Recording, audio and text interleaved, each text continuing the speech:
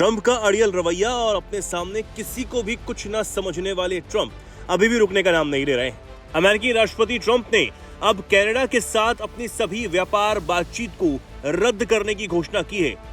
इसको लेकर बाकायदा ट्रंप ने social media site truth social पर एक लंबा चौड़ा पोस्ट लिखा, जिसमें कनाडा को धोखे से एक विज्ञापन चलाने के लिए जिम्मेदार बताया। ट्रंप ने लिखा कि रोनाल्ड रीगन फाउंडेशन ने बताया कि कनाडा ने रीगन के फर्जी विज्ञापन का गलत इस्तेमाल किया। यह 1987 के रीगन के भाषण को तोड़ मरोड़ कर पेश करता है। आपको बता दें, इस विज्ञापन में पूर्व राष्ट्रपति रोनाल्ड रीगन टैरिफ पर बोल रहे हैं और इसी से ट्रंप यहां पर नाराज नजर आए।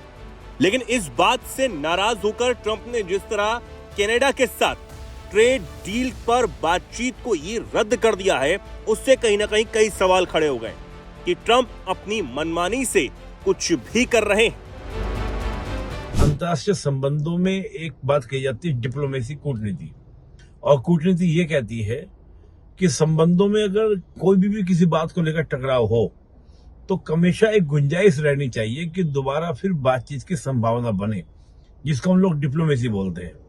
कि वार्ता की एक कला और संबंधों में हमेशा बातचीत में इतनी गुंजाइश हमेशा रहे कि दोबारा फिर बातचीत करने का अवसर मिल सके। संबंध बिल्कुल ब्रेक नहीं होने चाहिए, खत्म नहीं होने चाहिए। लेकिन यहां पर जो ट्रेड डील तोड़कर किया, कोई आपत्ति थी, उस आपत्ति को बताया जा सकता था, उस आपत्ति के ऊपर विज्ञापन निकलवाया जा सकता था, उसमें से जो खास अंश था वो हटवाया जा सकता था। बहुत सारे तरीके हो सकते थे, लेकिन इस तरह संबंधों को ब्रेक करना ये कहीं ना कहीं अमेरिका के ऊपर विश्वसनीयता कहीं ना कहीं कम होती है। जो देश अमेरिका के साथ डील कर रहे हैं, कल को उनके अंदर भी ये भय व्याप्त होगा कि कल को अगर अमेरिका को कोई बात हमारी अच्छी नहीं लगी, तत्काल ब्रेक कर देगा, तो फिर ट्रेड डील का मतलब क्या रहा। तो ट्रेड डील होती है, जब साथ मिलकर काम करते हैं तो कुछ बातें इग्नोर भी करनी चाहिए और कुछ बात पे असहमति है तो उसको बातचीत के माध्यम से सॉर्ट आउट करनी चाहिए। इसी को लोकतंत्र का तरीका कहा भी जाता है, डेमोक्रेसी का तरीका कहा भी जाता है।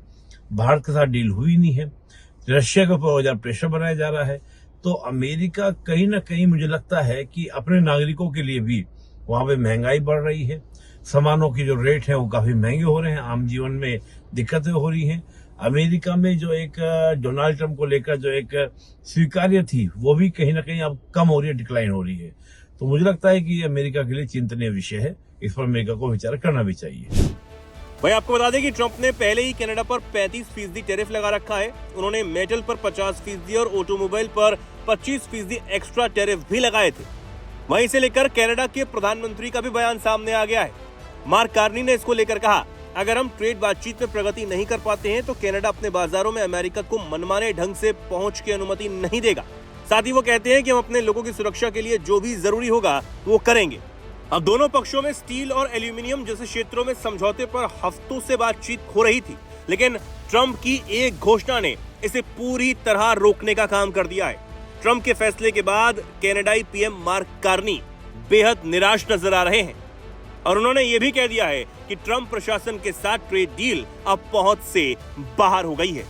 लेकिन क्या ट्रंप का ये रवैया ठीक है?